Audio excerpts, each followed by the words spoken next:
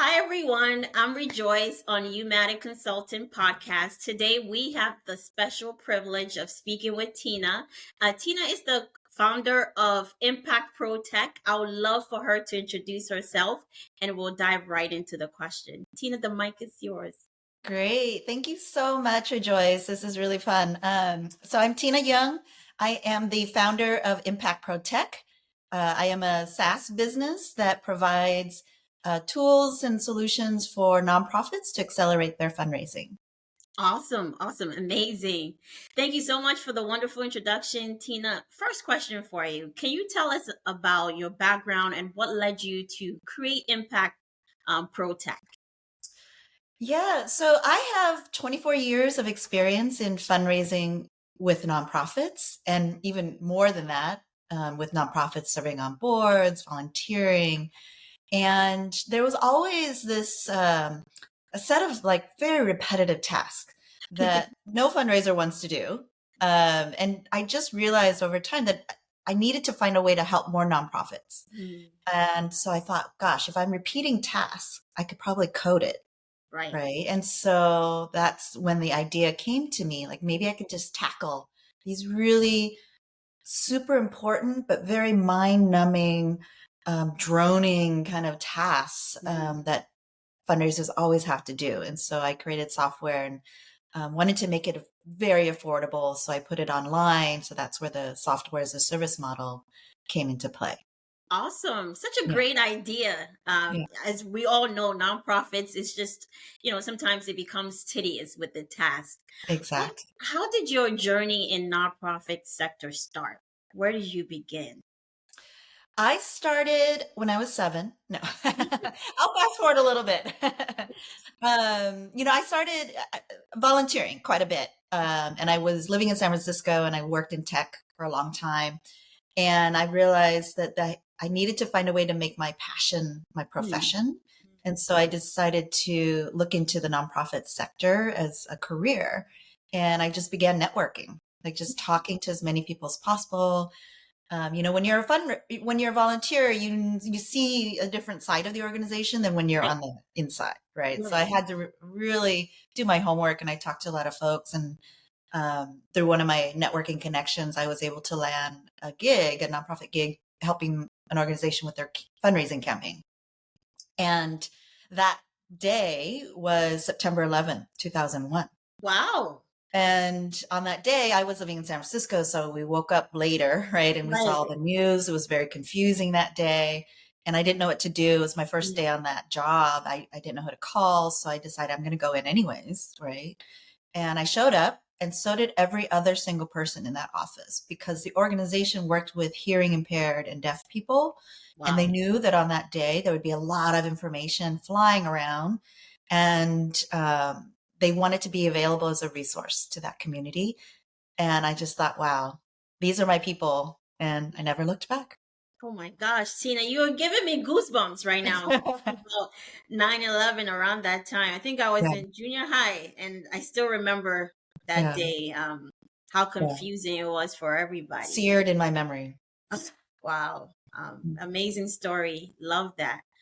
So, what are the greatest challenges nonprofits are facing when it comes to fundraising, in your opinion? Yeah. Most organizations have budgets under $5 million. Mm, We have over 1.8 million nonprofits in the US, and 90% of them have budgets under $5 million. holy So for cow. most of them, those are limited resources. Their biggest struggle is figuring out how to spend their time and budget to achieve the best ROI, Right. right? And they're constantly facing pressure Mm, to find new sources. And they don't realize that oftentimes the current ones are the best starting point. And so wow. for me, a classic example is how nonprofits tend to organize a lot of different events, and it's usually these big galas. And it's not often the best source of funding. Right. And so, yeah, that's for a lot of organizations with small budgets, it's figuring how to spend that money wisely. Exactly. And I remember those where they send invitations out to the community or friends, family, and then everybody comes, nice event, good food, Yeah, always. always. But yeah, Right. yeah. very much. So, can you tell us or share some successful fundraising strategies that have worked for nonprofits you have helped? Yeah, well, I'm a data girl. So for me, it's always the data. The data always shows you the way. Mm, One of my favorite stories around this was when I worked for a very well-known affordable housing developer, nonprofit developer. And when I joined, their fundraising had kind of flatlined. They didn't know okay, what to do. And I said, well, I'm going to look at the data, right? And the organization had been around a long time, so they had a lot of data. And got so I really thought, how can I dissect and mine this information? They had 75,000 records. There's no way I was going to do that manually. But I had a chance to work with some really smart graduate students. They wanted to tackle like a real world data dilemma issue. mm, And so we did a whole regression analysis on the database, which for the audience, remember, regression is about identifying factors that speak to each other or relate to each other in some way that correspond to each other and finding the pattern through that. And so we did that. And what we discovered was that um, donors whose first time gift to the organization was $1,000 leaned towards becoming major donors at the 25K plus level. And so that for me dictated everything about how I was going to allocate my resources, who I was going to prioritize in my donor pipeline, everything. And so that really helped me, smaller nonprofits, save time, focus on using my resources in the right place. So we did that. And then in the same kind of thread, we were looking at how do we engage the really, really top level donors. Everybody always wants to do celebrity events in nonprofit yes. fundraising. Like, okay, do you know any celebrities? I don't. But so I did. I mean, I didn't know them, but I had a good hold on like the San Francisco culinary scene. And so I decided, well, what if we got a bunch of celebrity chefs? Mm, I can talk to chefs. I'm a big foodie, so I was like, I know how to talk to these restaurants. And so that's what I did. I got a bunch of famous chefs in the Bay Area to donate their time and their name to support the cause. And I got a bunch of board members and big donors to host events in their homes. And we created a series of these very intimate, in their home kind of dinner parties, mm, which was a perfect fit for that donor group at the right. time. And so we were able to raise like 90,000 in just the first week. Wow. And then we repeated it the next year. We were able to grow it even more. And in between, we were able to raise money from those new, we did have some new donors. And overall, we raised like 200,000 in that first year on Amazing. top of that 90. So you just have to look at the names. You have to look at the individuals, and that's where the Mm, data comes in, right? It's super important to understand who your donors are, what they're interested in. And one of the other beauties of having these smaller dinners is that we could tell really intimate stories I about love our that. constituents. I think oftentimes organizations really center themselves, Right. and it's really about their constituents. Like, who are you helping? Hmm. That's what donors want to hear. Who are you helping? What are their stories? And you can throw statistics at them all day long, but what really sits in the pocket is the story. Like Right. this, whatever the story might be, 20% of single mothers can't afford to live in the city. And Right. then you find one story, right, that says, well, this mom, this was her story, and it really resonated. Exactly. I love that. I love how you're centering around the actual service that the nonprofit is providing versus the nonprofit itself. It's just Exactly. such a very distinctive strategy.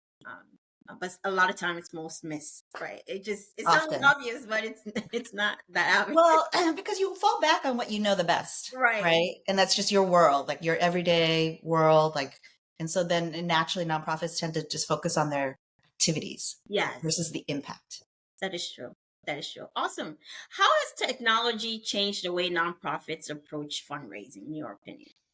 Oh gosh, it's been huge. I've been fundraising for over 24 years, so a lot has changed since I started. And right now, the most important thing is that there is relatively easy and affordable access to data. Hmm. So all that data I was telling you about, right? And not just the data for the own organization. I'm talking about when I talk about understanding the donor's profile and their whole story. you can find information on their entire giving history Mm. online right now through various data clearinghouses. Mm-hmm. And it's relatively affordable, right? I mean, I'm not doing an advertising, but it's like, companies like iWave, Kindsight, Donor Right. Search, Bloomerang, Blackbot, like they have additional data that you can layer on top of the data you Mm. already have to help you better understand that donor. So that's huge. Okay. So there's no excuse for not getting that data anymore. Right. There's also AI, right? Right. We get it. Everybody's using AI. I do have some concerns about it, but I think AI is fantastic for productivity, Right. right? If you're looking at, staring at a blank page, you don't know what to write, chat GPT, Right. right? If you're looking even at your database and you're not sure how to read the information, you can find tools that can help you, understand all of that data. The only concern there is that it's not 100% perfect, Mm-hmm. right? It hallucinates. Right. It creates random information sometimes. So you always have to double check everything, right? Right. It's a good starting point. Absolutely, 100%. But do not end with it. Right. Always go back in and check. So there's a lot of really great, affordable, and sometimes free tools available so that they can run their organization without needing to hire some very expensive staff or consultants. Exactly. Especially around this time, if you can Absolutely. Yeah. streamline best the best way to go about it. And Yeah. then going along with what you're saying, how does Impact Pro Tech help nonprofits streamline their fundraising efforts? I always say that my goal is to help the fundraisers, to help the fundraisers get out the door faster and Hmm. with more confidence. Okay. This is the most important thing in fundraising. How do I get in front of my donors? How do I know who to talk to? How do I, understand them well enough that I can have a great conversation with them? And Right. so that's what my tool does. We basically, mine all of the data, their own data, the extra layers of information available out there now. And we basically automate Mm. the data mining.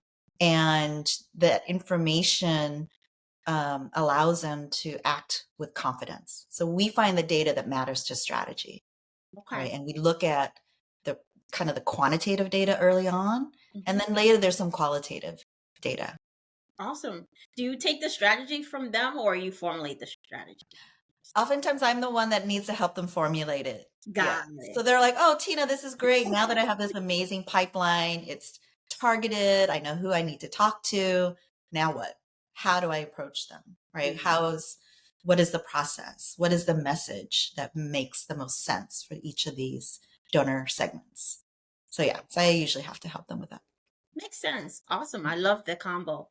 Mm. How can nonprofits leverage data and analytics to improve their fundraising, aside from some of the suggestions you have mentioned? Yeah, at the end of the day, fundraising is all about relationships. Okay. And not necessarily just one on one, but just understanding how the group of donors behave together. Okay. And so using data and analytics really helps them understand that. Mm. And it varies, right, depending on the stage of that relationship. So early on, when you're trying to figure out, let's say you have like 5,000 names, but you have like Right. one fundraiser, like how are they going to prioritize their time? Right. Right. And so you use quantitative data. Mm. Clients work with me in that situation to figure out how to kind of narrow that list down to something more manageable, right? And then they can really focus in on deeper research to, you know, to figure out like their giving motivations. There's very little out there in the way of tools that can help supplement that. They are very manual processes to when you're doing that kind of qualitative research. Hmm. I mean, universities are a great example where they have literally like a whole department of prospect researchers, and Right. that's all they do because Right. the human element is still super important. There's a lot of nuance when it comes to understanding how a donor behaves, and AI yet hasn't figured that out. Right. And also, nonprofits can't afford to create the huge language learning models that are necessary to do that level of analytics, right? So that doesn't exist. So if you're trying to figure out how to narrow your list so that you can do the deeper research, you want to make sure that you're creating a really tight list before you go into that deeper research that's very expensive, very time consuming. You don't want to research everybody. You just want to research deeply a smaller group, right? And so that's how you develop relationships. You understand them. You figure out what motivates them. How often are they giving? Why are they giving? Right. So I think that's really key to using data and analytics. Awesome. Awesome. I love you ended on relationship. We're just curious, what are some effective ways nonprofits can build and maintain strong relationships with donors? I think, first of all, in addition to getting to know them, you got to document your engagements. And Gotcha. that's where good CRMs come in. Hmm. Um, it's something that a lot of nonprofits can't really do on their own, right? So Right. they do need to bring in experts typically. And for smaller organizations, that can be quite cost prohibitive. Mhm. But these days, there are quite a few CRM options out there that are relatively affordable, and that are fairly good out of the box. But in the end, you still have to customize it to meet your organization's needs. And that's where experts come in. So you really got to find a way to collect that info. Right. There's no point in reaching out and not collecting it Right. afterwards, how they respond. Even if they're not responding, that's something to know, right? Why, Good you point. need to know, like, why didn't they respond? And then the other thing is, especially for like major donors, like really high level donors, pick up the phone, people. Like, what is wrong? Why can't you just call? I don't know where the fear comes from. Yeah. But honestly, like just talking, Yeah. literally talking to them. It doesn't have to be face to face, right? It just a phone call. That personal touch Mm. makes a big difference. And if you can't make a phone call, at least handwritten notes are making a comeback. I'm telling you, it just makes a difference, especially with people who have a lot going on in their world. It will stop them in their tracks if they see something handwritten in their inbox, in their mail, right? Little heart mail. Or even a very personalized email. And when I say personalized, I do not mean dear insert first name. I mean, like the content has to reflect that you know this person in some way. Right. Some of it you can automate. Like you can get really sophisticated with some of that automation, but ultimately you have to show them you know them Right. or they won't trust you. Right. Right. And Make- you have to do it in a way that's non-creepy. Like you don't want to think that you've been like stalking them or something, yeah. right? Yeah. It's like, how did you know this Yeah, information about me? exactly. Yes. Makes sense. Absolutely. How can small nonprofits compete with large organizations for donor support? Yeah. Well, first of all, call Impact Pro Tech. Super affordable. We can help you. But they have a very unique advantage that they don't realize. Most smaller nonprofits are the ones that work directly in the community. They're Right. on the ground. They have boots on the ground. They're direct service. They're hand holding people through processes. And so going back to what I was saying earlier about centering the constituent story, Hmm. small nonprofits have the best stories. Right. They have intimate access to these stories. And so they just need to tell them, right? Because they may not have scale, right? Because they're smaller. Right. Large organizations can talk about big impact metrics, blah, blah, blah. But the small nonprofits have the intimate kind of constituent stories that large nonprofits typically struggle to find. And I've worked with inside large and small organizations, and the large ones, it was really hard for us to find good constituent stories because we weren't working with them directly. Exactly. Makes sense. Yeah. Leverage on your strengths, right? Exactly. Do not compete with the big guns if you don't have the resources to compete. It's Exactly. okay, right? Find your own way. Exactly. Love Yeah. that. What trends do you see shaping the future of nonprofit fundraising? Yeah, I go back to AI on this one. And when I first started my company, I was looking at AI myself, right? And so I had learned a lot. And I'm on all these threads about with AI experts, like Right. real serious AI experts, and data scientists. And AI can be powerful, as I mentioned. It can be really great for productivity, but I don't think it's there yet. And when it comes to replacing strategy, Hmm. it has a lot of issues, right? So it's like garbage in, garbage out. Right. So if you don't have the data, that goes into it that's solid, and you don't know what you're trying to accomplish, and you're just throwing things at it, it doesn't know what to do with that. You still Right. have to tell it what you want, what you need to look at, the prompts, right? Like there's a whole science around these prompts. And if you're not sophisticated about that, AI can lead you down some really bad paths. Right. And sometimes, and I've seen this, a lot of organizations, a lot of companies that provide tech to nonprofits use AI to automate outreach to donors. And I'm always like, whoa, put the brakes on that for a second, because I have seen some big fails. And looping back to relationships, it doesn't take much. It takes a long time to build trust with a donor, and it Right. doesn't take any time at all to lose their To trust. lose it. And if you send them an automated AI generated message, Right. people will know. It's Right. still really obvious. And if there's any error in that, it's really a real setback in that relationship. Right. And so I always caution people to be careful when you're using automation, so that you're finding a way to always insert a human in it to Right. take a look. Somebody has to look at that before it goes out. Somebody, right? Nobody yet can replace the human intellect, Yeah. because there's just too much nuance, right? And AI is not there yet. Will it get there someday? Maybe. I mean, there's some scary things out there that I see. But And also a lot of, as I said, garbage in, garbage out. If the data that goes in is biased, that's mm, going to be a problem too. And we see that. We've seen the bias that comes from the data, because they're sourcing data from legacy information that's biased, right? That's not reflecting diverse communities, that doesn't have the lived experience of somebody who's like a woman in this space. Like, how would they react? We don't have enough data on that. And so there's a lot of pros, but a lot of cons. So I just say, take it with a big giant grain of salt. Don't don't shy from it, but be really aware of the data that goes in. amazing. Awesome. Awesome.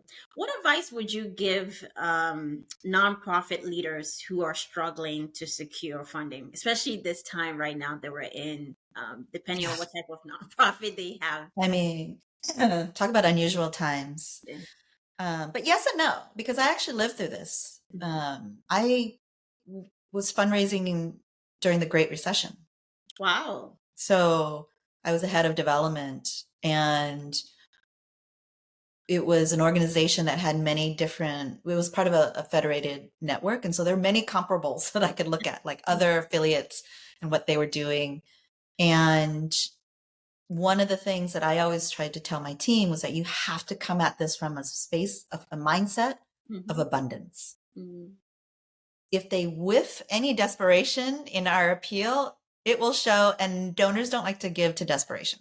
Exactly. They want to give to something that's positive, that has, opportunity, positive change. They want that. They're not going to, why would you get on a sinking ship? Right. Right?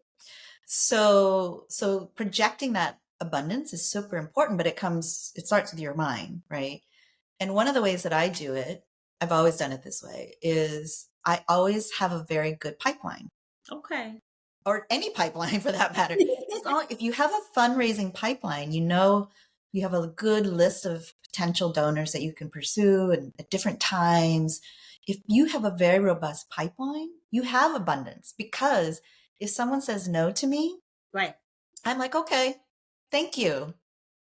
I always think in my head, it's like, no, not yet. Right. So I'm like, great. Exactly. Thank you. I won't bother you again for a while. I'm going to move on to the next person in the pipeline. And I just keep moving and keep moving and keep moving. By the time I'm finished with that pipeline, I can rotate back to the initial donor and start over, right? And maybe try something new. But if you keep pursuing the same donor because your pipeline is so small, it gets really annoying. It aggravates donors. And that's where you get that donor fatigue, right? Playing into it. So if you have a robust pipeline, that is the physical manifestation of an abundance mindset. And it really allows you to have a better conversation with donors. And it goes a long way. Exactly. Exactly. Awesome. I love that advice. Thank you so much, Tina. This has been super, super helpful. You have shared so much nuggets, especially around fundraising, the times we're in, and also utilizing your service. So Yeah. thank you. We appreciate that. How can our audience connect with you more to learn about Impact Pro Tech or either further collaboration? Yeah, for sure. Check out my website. It's www.impactpro.tech, Tech. And I'm also on social media. I'm on TikTok as well as I do a lot of posts on LinkedIn. It's almost the same content. My posts on LinkedIn are just free tips, free strategies, just sharing as much knowledge as possible because I go back to my mission, which is to help as many nonprofits as I can. And even if I just can help one person get out of whatever, they're stuck in with one of my posts, I'm here for it. So check me out there. Awesome. Awesome. Thank you so much. We appreciate your time and we hope you have a wonderful day. Thank you so much. Thanks, Rejoice. Have a good one. You too.